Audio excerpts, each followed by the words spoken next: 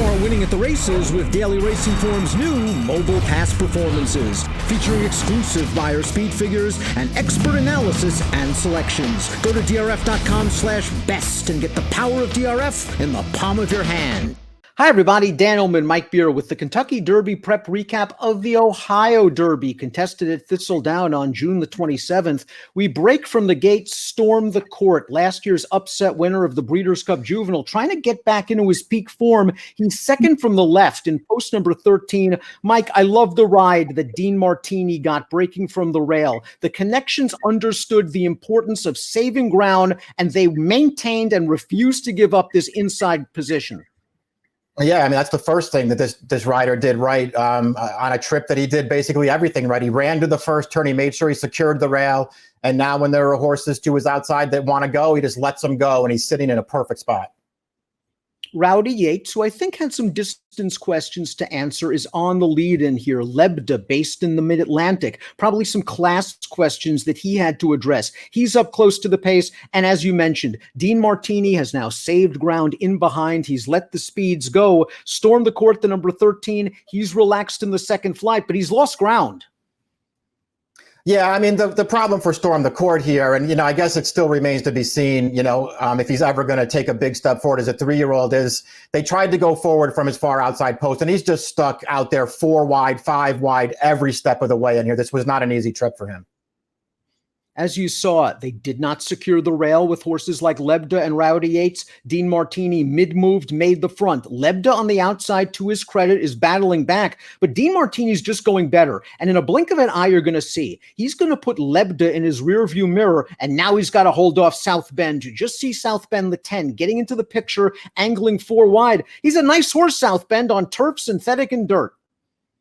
Yeah, he is. He runs on any surface. He runs well again here. Unfortunately for him, he's going to come up short again. And listen, Dean Martini, the trip really worked out for him. I suppose, Dan, that if he had gotten tired in the stretch here and was run down, this rider would have been soundly criticized for moving too early in this race. But to me, he did everything right in this race. Absolutely right. I agree with you. Great ride, great trip from Dean Martini, who saved ground every step of the way. You saw Storm the Court, 5 wide on the backstretch. He runs third. South Bend, wide on the turn, trying to come from the back of the pack. He runs second. Dean Martini, 95 buyers speed figure. He is by Cairo Prince. The Dan was a stakes winner sprinting as a 2-year-old. I think there were some questions about whether this horse would get the mile in an eighth. He answered them in the affirmative. A $72,000 weanling who sold for $220,000 as a yearling. Tom Amoss loaded right now with some 3-year-olds. I believe he's got no parole. I think he's got long weekend as a sprinter, and he's got Dean Martini. Yeah, and listen, he's gotten this horse very good, too. This horse was claimed back in the middle of May by Amoss for $50,000 out of a nice win, too. And he's run twice for Amoss, and he's run well in both of those races. Now, he is not nominated to the Triple Crown, and Amoss says it's unlikely that they're going to run him in a race like the Kentucky Derby. But the good news is 3-year-olds can make money in sort of the secondary Derby season. There are lots of opportunities to make money for Dean Martini, and he's a versatile tactical type. Yeah, true enough. I mean, he doesn't really seem like a Kentucky Derby horse, even though that race is still a couple of months away. But that doesn't mean that he can't win some nice races. Storm the Court finished third in this race. I wouldn't say it was a disappointing performance. I thought he ran okay. The connections are probably eyeing something a little bit different. They think maybe turf next time. Yeah, it'll be interesting to see what they do, Dan. Again, this trip wasn't a great one for him. He was very wide basically throughout the running here. It probably cost him at the end, but there's still a question of, just how good he actually is. Lots of options for a horse like South Bend. He basically runs on any kind of surface, but you got to give him pace. He does need the right kind of trip. He needs a setup. He needs a clean run into it. He's a very versatile horse. I actually think he's pretty likable. He just never seems to win. Rowdy Yates hung on to be fourth. I think this distance is a little far for him. Steve Asmussen has shown with this horse he's willing to scour the country and look for the right spots, and I would expect a drop in class and distance for Rowdy Yates, and I expect him to make some money the remainder of this year. I'm sure Asmussen will find the right spots for him. He's not this kind of horse. You won't see him in any major races, I don't think. But Asmussen, he has operations all over the place. He'll find the right races for this horse and make some money with him. The horse that he just held off for fourth in there, Sprawl, was probably the only horse that I'd be interested to see what happens next.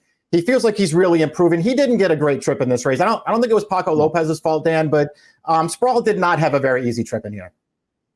He just didn't break, and then he was kind of put behind the 8 ball after that, and then it was a weirdly run race after that with the winners shooting on through the inside and sort of a wall of horses on the back stretch. I agree. I think Sproul's really lightly raced. He took a lot of money in this race to be 3-1. Established got a bet as well. He was 9-1, and he's still a maiden, and I think that's where they're going to go with him after this race. He was up close to that pace, and he found this company a little too tough. Yeah, he was one. I think there were a couple, 2 or 3 maidens in this race. He was one of them. Had run a fast race on the way in, did not run well in here. It's way too early to give up on him. The Pletcher horse, too, Unrighteous, who was drawn on the far outside. I don't know how good that horse is, Dan, but he had basically an impossible trip here. He was a good 5 wide around the track. Yeah, he had a really, really wide trip. I think Todd's going to take his time with a horse like that. Lebda is a horse that probably will drop back in distance and in class. I expect to see him in Maryland. He might be an okay miler. Yeah, he's got some good tactical speed. I agree with you. I think he probably wants to be cut back in distance, but that horse is all right.